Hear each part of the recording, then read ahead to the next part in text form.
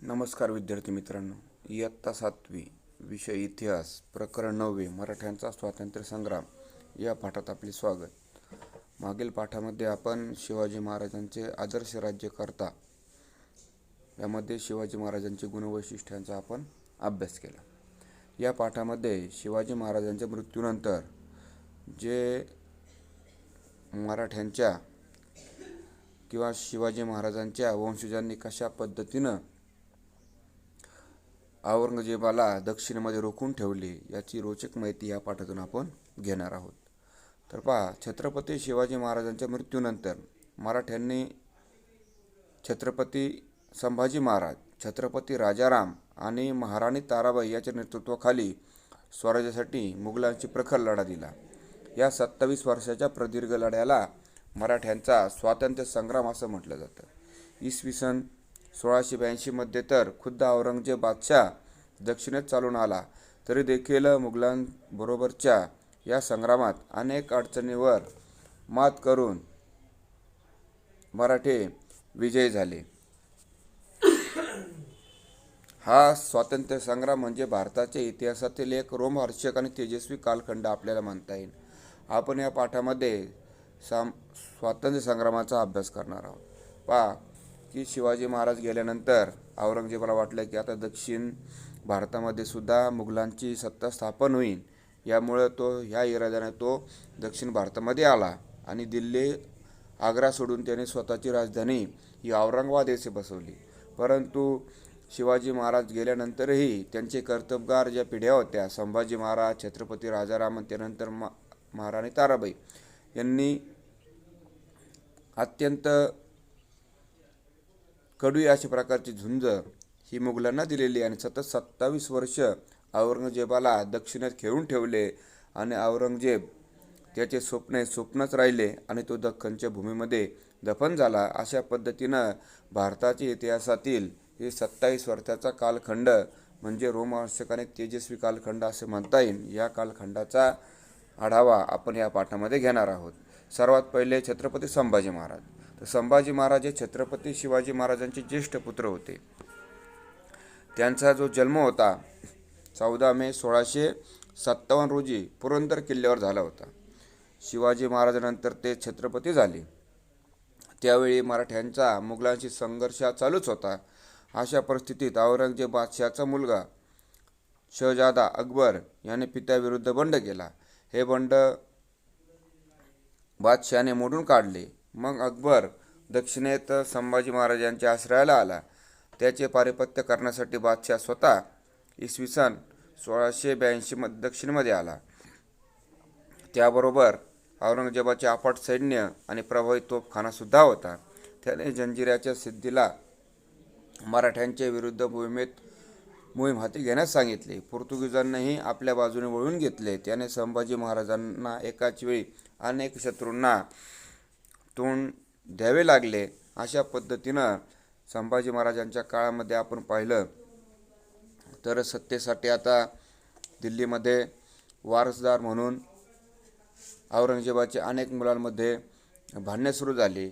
औरंगजेबाला हे मान्य नव्हतं, त्यामुळे त्याने सर्वांना जे बंड होते हे काय केले, मोडून काढले आणि स्वतः औरंगजेबाचा मुलगा अकबर आपण म्हणू शकतो याने सुद्धा बंड केला होता। बंड औरंगजेबाने मोडून काढला। त्यामुळं जो अकबर होता हा दक्षिणेमध्ये शरण घेण्यास आला। संपूर्ण भारतात त्याला कुणी औरंगजेबाची भीती म्हणून कुणी शरण दिली नाही, परंतु संभाजी महाराज हे घाबरणारे कुठे होते। त्यांनी काय केलं, औरंगजेबाचा मुलगा म्हणून अकबरला काय केलं, शरण दिली आणि कुठेतरी आपण म्हणू शकतो की औरंगजेबाला डिवचायचे काम केले। त्यामुळं रागवलेला औरंगजेब मराठ्यांचे पारिपत्य करण्यासाठी आणि आपल्या मुलाला अद्दल घडवण्यासाठी उत्तर भारतातून तो 1682 मध्ये दक्षिण मोहिमेसाठी आला। येताना त्याने प्रचंड असा आपला सैन्य आणि प्रभावी असं जे त्याचा तोफखाना होता, इतकी मोठी अफाट फौजफाटा घेऊन तो दक्षिण दिशेने रवाना झाला। त्याचबरोबर त्याने मराठ्यांचे जितकेही शत्रू असतील त्यांना फरमान सोडून किंवा त्यांच्याशी मैत्रीचा करार करून त्यांना मराठ्यांविरुद्ध भडकवले. याच्यामध्ये जिंजीचा किंवा जंजिऱ्याचा सिद्धी असू द्या किंवा पोर्तुगीज असू द्या, यांना सर्वांना एकत्र करून त्यांनी मराठ्यावर चाल करायची अशी काय केली, एक युद्धनीती ठरवली. संभाजींच्या किंवा संभाजी महाराजांची कारकीर्द ही शिवाजी महाराजांनंतर झालेल्या मराठ्यांच्या स्वातंत्र्य संग्रामाचे पहिले पर्व होते. महाराजांनी आपल्या कारकिर्दीत त्यांना मुलकी राज्यकारभाराच्या व लष्कराच्या मोहिमेच्या दृष्टीने उत्कृष्ट असे शिक्षण संभाजी महाराजांना दिले होते. वयाच्या 14 वर्षापासून ते राज्यकारभार व सैन्याचे आधिपत्य यात लक्ष घालून होते. युवराज असताना त्यांनी मुघलांच्या व आदिलशहाच्या अनेक प्रदेशावर स्वाऱ्या केल्या होत्या. त्यांच्या युद्ध कौशल्याचे वर्णन करताना त्यावेळेचे फ्रेंच प्रवासी ॲबे कॅरेस म्हणतात, हा युवराज लहान असला तरी धैर्यशाली आणि आपल्या पित्याच्या कारकिर्दीस साजेल असाच शूरवीर होता. अशा पद्धतीनं संभाजी महाराजसुद्धा एक लोकमान्य किंवा लोकांना मान्य असे असणारे का होते, छत्रपती होते. संभाजी महाराज छत्रपती झाल्यानंतर मराठ्यांचा मुघलांशी संघर्ष अधिक तीव्र झाला. काबूलपासून कन्याकुमारीपर्यंत मुघलांना एक छत्री अंमल निर्माण करायचे होते.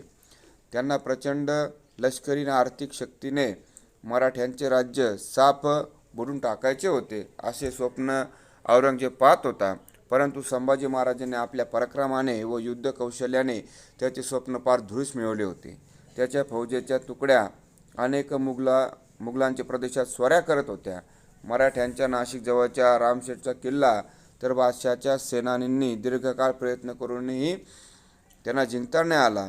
अशा प्रकारे संभाजी महाराजांच्या पराक्रमाने औरंगजेब जिरीस आला होता. त्यामुळे एकदा अत्यंत संतापाने त्याने आपल्या डोक्यावरचे पागोटे जमिनीवर आपटले व प्रतिज्ञा केली की या संभाजीचा पाडाव करेपर्यंत मी पुन्हा हे पागोटे घालणार नाही. अशा पद्धतीनं संभाजी महाराजांनी औरंगजेबला हतबल केल्याचे आपल्याला पाहायला मिळते. परंतु मग साम दाम दंड भेद याचा वापर करून आपण म्हणू शकतो की संभाजी महाराजांना काय करण्यात आलं होतं, की पकडण्यात आलं होतं असं आपल्याला सांगता येईल पहा. परंतु त्याचवेळी मुघलांचे सैन्य स्वराज्याहून चालून येत होते. त्यामुळे जंजिऱ्याची आपण म्हणू शकतो की विविध प्रकारच्या ज्या मोहिमे होत्या ह्या संभाजी महाराजांना पूर्ण करता आल्या. आता संभाजी महाराजांच्या काळातील दुसरे म्हणजे सिद्धी विरुद्धची मोहीम ही संभाजी महाराजांनी आखली होती. जंजिऱ्याचे सिद्धी मराठ्यांच्या मुलखामध्ये उपद्रव देत होते. मराठ्यांच्या मुलकावर धाडी टाकून तो जाळपोळ किंवा लूट करत होता, अत्याचार करत होता. घरात जैसा उंदीर तसा राज्यात सिद्धी असे वर्णन सभासद बखरेमध्ये केलेले होतं. त्यामुळे संभाजी महाराजांनी इसवी सन 1682 त्याच्या विरुद्ध मोहीम उघडली. त्यांच्या सैन्याने त्याच्या ताब्यातील दंडाराजपुरी या किल्ल्याला वेढा घातला आणि जंजिऱ्यावरील तोफांचा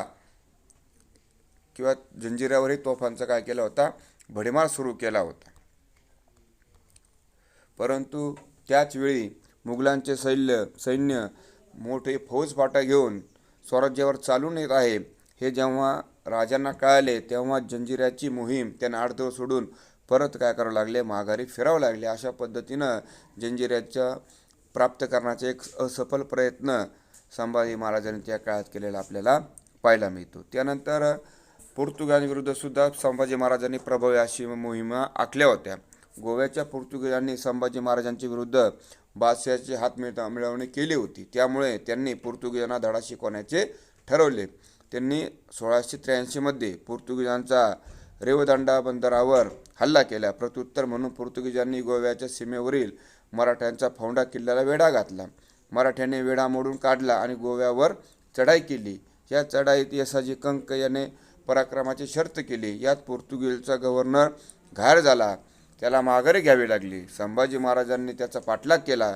पोर्तुगीज मोठ्या संकटात सापडले. याच वेळी मुघलांनी दक्षिण कोकणावर आक्रमण केल्याची बातमी संभाजी महाराजांना कळाली आणि त्यामुळे हताश होऊन गोव्याचा विजय सोडून परत मुघलांना प्रतिकार करण्यासाठी परत स्वराज्यामध्ये संभाजी महाराजांना परतावं लागले. अशा पद्धतीनं संभाजी महाराजांना त्यांच्या कारकिर्दीत अनेक शत्रूंना एकाच वेळी सामना करावा लागला हे आपल्या यातून पाहायला मिळतं.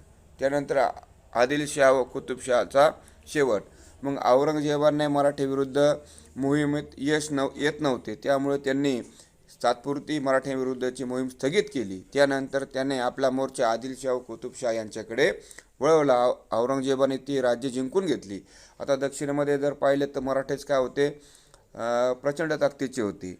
त्यामुळं वारंवार मराठ्यांच्या विरुद्ध पराजय हातात लागत होता. तेव्हा हातात झालेल्या औरंगजेबाने मराठ्यांचे राज्य सोडून दक्षिणेतील इतर असणारे राज्य म्हणजेच आदिलशाह आणि कुतुबशाह यांच्या राज्यावर काय केले, आक्रमण केली. ही राज्य बादशहाच्या मानाने किंवा औरंगजेबाच्या मानाने कमकुवत असल्यामुळं त्यांचा पराजय त्या ठिकाणी झालेला आपल्याला पाहायला मिळतो.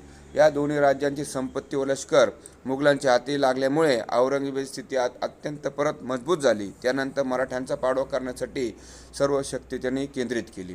त्यांच्या प्रदेशावर चोही बाजूंनी हल्ले चढवायला त्यांनी सुरुवात केली. मुघल सेनेचा प्रतिकार करताना मराठ्यांचे सेनापती हंबीरराव मोहिते हा मारला गेला. त्यामुळे संभाजी महाराजाची लष्करी बाजू कमकुवत झाली. आता संपूर्ण चहूबाजूंनी मराठ्यांवर एक प्रकारे मोठे संकट आले होते. कारण पूर्वेकडून सिद्धी, त्यानंतर उत्तरेकडून आपण म्हणू शकतो गोव्यातून पोर्तुगीज,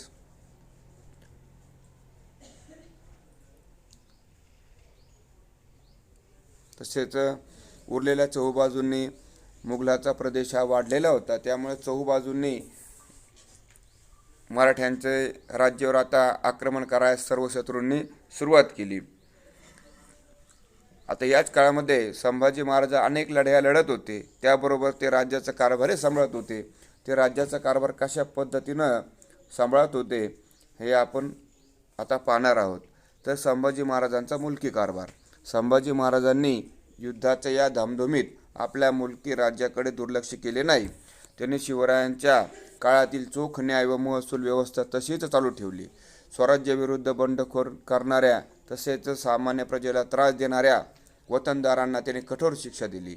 महाराणी येसूबाई यांच्याकडे राज्यकारभाराचे अधिकार दिले. त्यांच्या स्वतःचा शिक्का करून दिला.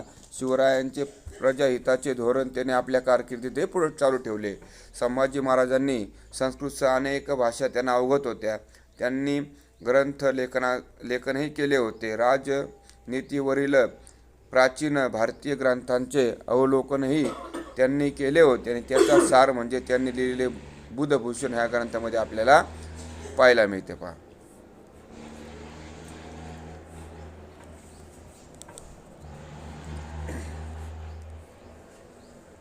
यानंतर आपण म्हणू शकतो की राजाराम महाराज यांचा जो संभाजी महाराजांनंतरची जी कारकीर्द आहे याचा आपण अभ्यास काय जो आहे तो पुढील पाठात आपण पाहणार आहोत. आजचा पाठ संपला. धन्यवाद.